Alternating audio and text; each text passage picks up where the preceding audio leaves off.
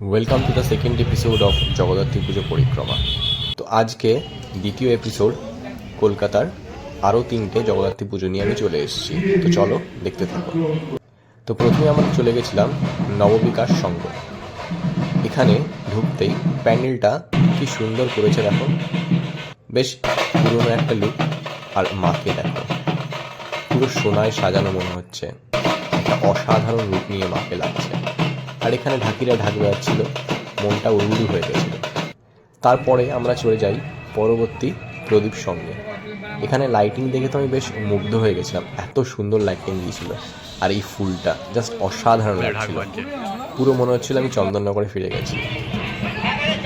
ঢুকতেই কি সুন্দর প্যান্ডেলটায় লাইটিংগুলো দিয়েছিল, আমার বেশ ভালোই লাগলো।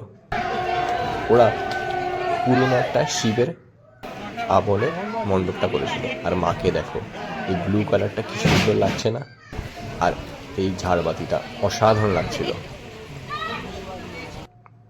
পরে আমরা ঠিক তার পাশেই ছিল গ্যালাপ স্ট্রিট, এখানে চলে গেলাম।